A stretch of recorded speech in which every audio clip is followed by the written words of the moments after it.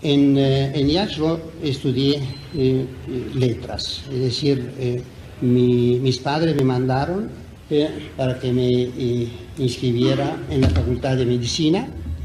Y yo fui y me inscribí en la Facultad de Letras porque deseaba ya estudiar letras y me había orientado hacia las letras y la filosofía ya desde el liceo.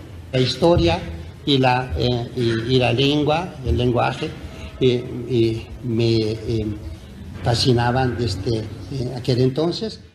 Mijaileni, en Moldavia, para quienes habitamos en Argentina, esta referencia nos obliga a realizar una búsqueda en Google.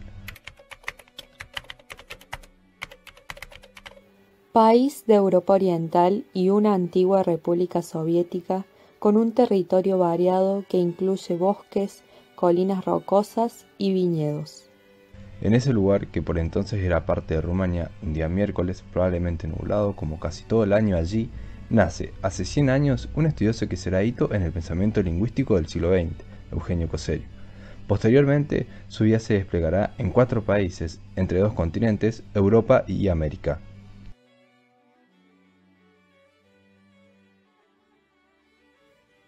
A principios de los años 80, en el segundo Congreso Nacional de Lingüística, tuve el placer de escucharlo a Eugenio Coserio en la conferencia inaugural. Era estudiante, estaba comenzando mi carrera, y recuerdo esa simpleza pero a la vez profundidad con la que pudo explicar los usos de la lengua y saltar de un idioma a otro dando ejemplos con una claridad conceptual increíble. Recuerdo que en ese momento para mí fue como un despertar a las lenguas, era descubrir una lingüística que iba más allá de los corchetes, que era lo que generalmente hacíamos nosotros en las clases de lingüística, de gramática, por lo que la influencia de Eugenio Coserio tuvo que ver con esa claridad conceptual y simpleza de ver el uso del lenguaje, el hablar, como decía él, y en ese momento pensarlo más allá del estructuralismo, que era la corriente que imperaba, y pensar desde otra lingüística, de aquello que la lingüística estructural había dejado un poco de lado. Me asomé a las apasionantes teorizaciones del doctor Coserio de la mano de la doctora Magdalena Viramonte de Ábalos, quien me abrió al panorama fascinante de las reflexiones lingüísticas cuando yo cursaba primer año de la carrera de Letras en la Universidad Nacional de Córdoba.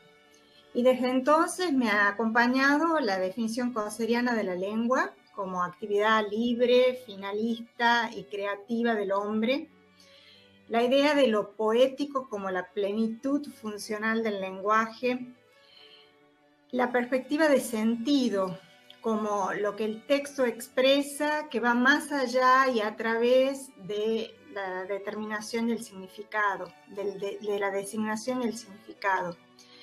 La fruición con la que Coserio reflexionaba sobre la materialidad del signo, su poder de evocación de mundos, su dimensión intertextual, siempre me ha brindado herramientas metalingüísticas para la reflexión.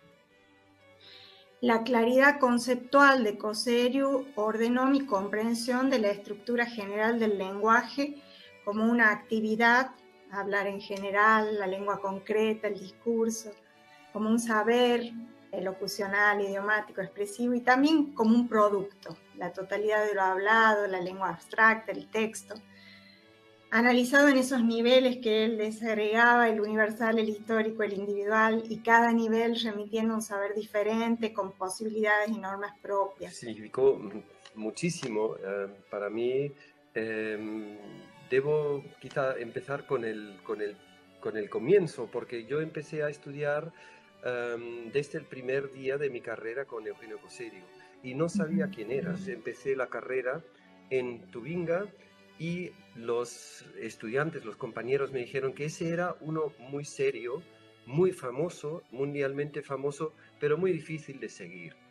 Entonces eso me llamó un poco la atención. Entonces yo fui a sus clases desde el principio y me pareció fascinante desde el primer momento. Entonces seguí todas sus clases, a las que podía asistir. Un día, después de una exposición de un tema en clase de Coserio me llamó, me dijo que yo fuera a su despacho, y entonces me dijo que me va a conseguir una beca, que me va a conseguir un puesto en la universidad y a partir de ahora yo estaré, digamos, bajo su protección. Y así fue. De hecho, Coserio, digamos, me ayudó con todo, me ayudó en mi carrera, me consiguió realmente mi primer puesto en la universidad y me abrió las puertas para una carrera universitaria que después desembocó a partir de los años del año 2004, en que yo asumí la cátedra de Tubinga, o sea, como sucesor. Bueno, también en su testamento me hizo el responsable del legado de sus obras, de sus manuscritos. Entonces me dediqué a clasificar, a publicar, obviamente no solo, sino con más personas, a organizar un poco ese legado que es interminable, porque Coserio dejó más de 1000 manuscritos. Y hay muchas cosas no publicadas aún que son de altísimo valor, entonces nos dedicamos a difundir la obra de Coserio, no solo como trabajo histórico o historiográfico, sino también por su cierta actualidad, porque Coserio sigue siendo para mí, bueno, como algún lingüista dijo una vez, es más un lingüista del siglo XXI que del siglo XX. Coserio tiene un potencial futuro y creo que eso también es algo que está descubriendo ahora cada vez más gente. Con tan solo 19 años, se exilia de su patria con destino a Italia. Este país orienta sus aspiraciones científicas y es allí donde obtiene su doctorado en filosofía y en filología. Es que me ha enseñado también digamos, a arreglármelas solo en la vida.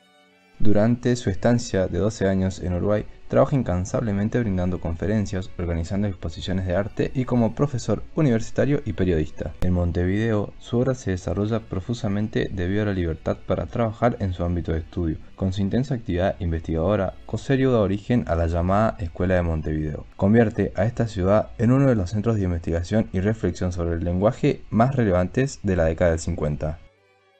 Los años de Montevideo están marcados por la liberación y el florecimiento. Es aquí donde se desarrolla el edificio fundamental de su pensamiento. Un hito del periodo coseriano montevideano es el célebre artículo Sistema, Norma y Habla, recogido en 1952 en Teoría del Lenguaje y Lingüística General. Coserio parte de una crítica a los conceptos de Saussure y reemplaza la dicotomía lengua y habla por una tripartición, lo que posibilita explicar fenómenos obviados por el lingüista suizo. Yo todos los escritos los escribo primero en la cabeza. Ajá. Y los pienso hasta a veces en la formulación.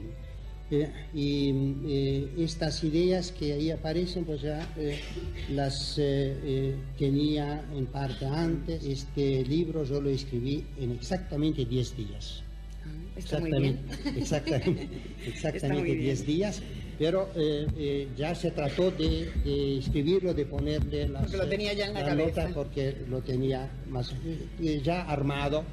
A los textos célebres hay que sumar numerosos manuscritos al resguardo del archivo Eugenio Coserio de la Universidad de Tubinga, Alemania. Entre ellos, el problema de la corrección idiomática, un manual para profesores de español, de los textos utilizados para impartir sus clases. Deja su imborrable huella en la comunidad académica uruguaya. Destaca específicamente el montaje de una biblioteca prácticamente desde cero, trabajo que pretendía propiciar los primeros acercamientos de sus estudiantes y los que vendrían en el futuro hacia la lingüística. Habíamos organizado una biblioteca y sobre todo habíamos organizado un fichero de los libros, porque no había libros, había pocos. Entonces, o los míos o los libros que se encontraban en varias bibliotecas públicas y privadas de Montevideo. Y creo que esta fue una de las obras más importantes. Se hizo un fichero casi digno de una ciudad universitaria europea, con lo que encontramos en bibliotecas públicas y privadas. La República Oriental del Uruguay también deja su marca en él. Su cariño se ha reflejado en la conservación de la ciudadanía uruguaya hasta sus últimos días. Hablaba español con acento hispanoamericano y durante muchos años se presentaba como Eugenio Coserio, uruguayo. Creo que uno de los aportes más importantes de Eugenio Coserio a la historia de la lingüística la hizo en el área de la lingüística, en la esfera del hablar, donde se pueden encontrar ideas como competencia lingüística, lengua histórica, aplicables a las variantes de estilo o a las variantes diafásicas. Y fue el primero en proponer y justificar la lingüística que parte de habla. ¿Y por qué? ¿Por qué sostiene esto? Porque él sostiene que se enseñaba a los hablantes o a los alumnos que el habla es un sistema de normas rígidamente fijados. Era una síntesis de diccionarios y de gramáticas, y los hechos del habla eran entendidos como desviaciones a esa norma tan rígida. Por lo tanto, sostiene que no se debe explicar el hablar desde el punto de vista de la lengua, porque el lenguaje es concretamente hablar, y hablar es una actividad. Vaya si dejó caminos y aún estelas perdurables en la mar, más allá de las palabras del poeta. La perspectiva que Eugenio Coserio asume frente al texto literario es fundamental. En él todo está en función de la unidad de sentido de cada texto. Por eso no hay un método de interpretación. Y en el caso del lenguaje poético en particular, el interés se despliega desde los aspectos formales vinculados con la particular estructuración del mensaje, como señalaba Jacobson, a la interpretación del significado que surge de la lectura. O sea, los aspectos formales vinculados con la expresión valen solo como instrumento de la función primordial que es la unidad de sentido del texto. Está siempre latente la teoría de Eugenio Coserio. A sus 40 años regresa a Europa para establecerse en Tubinga, en cuya universidad es responsable de la Cátedra de Lingüística Románica y es nombrado profesor e investigador emérito en 1991. Ya sea como invitado o como asociado, Coserio brindó clases en distintas universidades europeas. En alusión a ello, ha afirmado: he pasado por varios países, así más o menos he llegado a ser un ciudadano del mundo. En realidad yo soy siempre aquel niño moldavo de Mijailén. Por su inconmensurable trabajo, recibió aproximadamente 40 doctorados honoris causa en universidades de todo el mundo, incluida la Universidad Nacional de Córdoba. Mi propuesta en realidad fue contarles una experiencia docente que tuve muy relacionada con la teoría de Eugenio Coserio. Hace varios años se me ofreció a mí ser titular de la Cátedra de Lingüística de la Escuela de Fonoaudiología, perteneciente a la Facultad de Ciencias Médicas. Y el gran desafío fue en ese momento ver qué abordaje le daba yo a la lingüística en esta disciplina, en esta carrera, la fonoaudiología, que pertenece a Ciencias de la Salud. En el caso de la lingüística, como estudio científico del lenguaje humano y de una lengua en particular, tenía que abordarla a esta disciplina teniendo en cuenta que estos diferentes aspectos relacionados al lenguaje, la audición, la voz, estaban todos relacionados con la producción lingüística, pero de una lengua en particular, dado que estos fenómenos no se dan abstractamente. Es por ello que me pareció que el cuadro de Eugenio Coserio, que se refiere a los planos el saber lingüístico, que son el plano biológico y el plano cultural. En el plano biológico está esta fonoaudiología, vale decir, estas disciplinas que están muy relacionadas con las ciencias de la salud, disciplinas muy específicas, cuyos juicios de suficiencia es que sean normales el lenguaje sea normal o bien sea anormal o patológico. Pero para ubicar a la lingüística no podía hacerla directamente en el aspecto biológico, sino que necesitaba el aspecto cultural que propone Cosseriu con sus 3 escalones: el escalón universal, el histórico y el individual, que suponía a la vez 3 saberes: el saber elocucional, el saber idiomático y el saber expresivo, que tiene en cuenta lo que es la elaboración de los discursos en una determinada circunstancia comunicativa.